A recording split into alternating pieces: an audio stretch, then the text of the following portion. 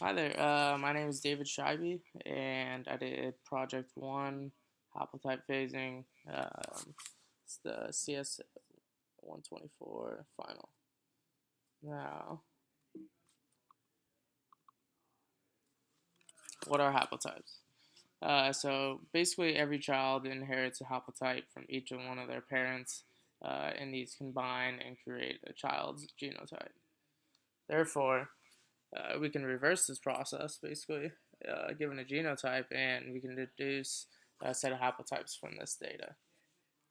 So this leads us to haplotype phasing, which is the goal of this project, which basically is determining the process of determining these haplotypes given a set of genotype data.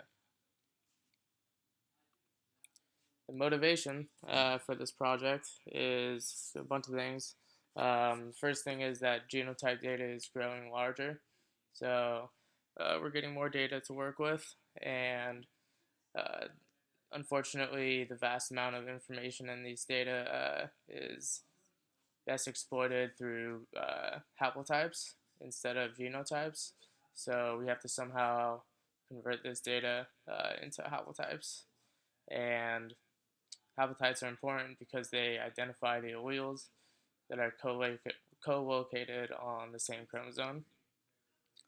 Um, because sequence and SNP array data generally takes the form of unphased genotypes, like I said earlier, one does not directly observe which of the two parental chromosomes or haplotypes a particular allele will fall on.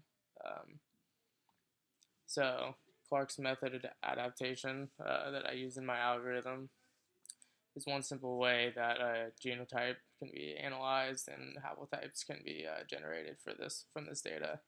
Um, there's more complicated algorithms, but I did not do that for this project.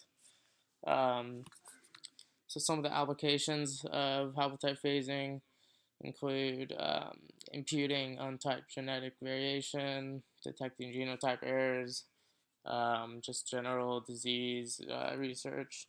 And there's much other things that are listed here. So the computation problem for this project. So basically, you are given a set of genotypes that are in uh, just a 0 or a 1 or a 2, and you have a whole set of these, and your goal is to find a set of haplotypes that are denoted as just zeros or ones that is consistent with the given genotype set of data. Um, so we have an input, which is an n by n matrix, and we have n genotypes, m SNPs. Again, the genotypes are just 0, 1, or 2. And the output is a j by m matrix, where there's j haplotypes given as zeros or ones, and m SNPs. The conversion for these slash solution for this problem is basically genotypes as zeros match to 0 in a haplotype. A genotype in a 1 matches to 0 or a 1 in the haplotype.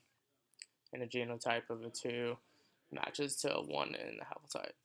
And the overall goal of this computation is to minimize J to just 2n, which is the highest accuracy possible.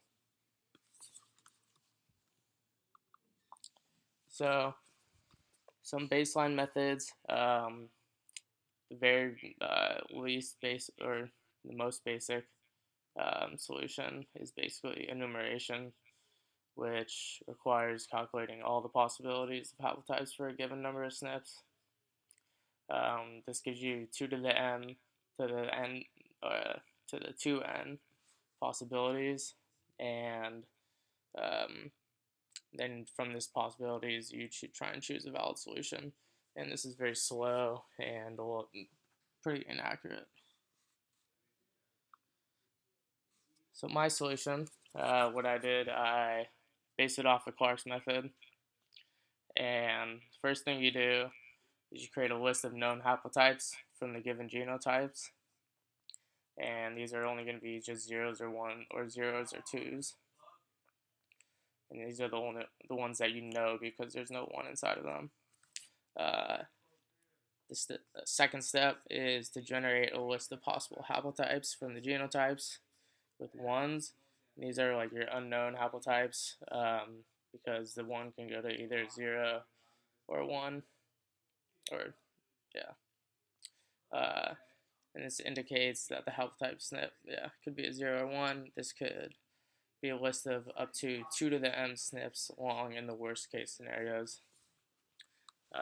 So we want to try and we're gonna try and get that a little better if we work on the algorithms more, but it's good for now. And the third step is to match the list of possible haplotypes with known haplotypes, and this is allows us to determine the final list basically by flipping the last bit of the 0 to a 1 or a 1 to a 0, if it's already found inside the known list, so that way we can get all the possible lists, or all possible haplotypes in the list.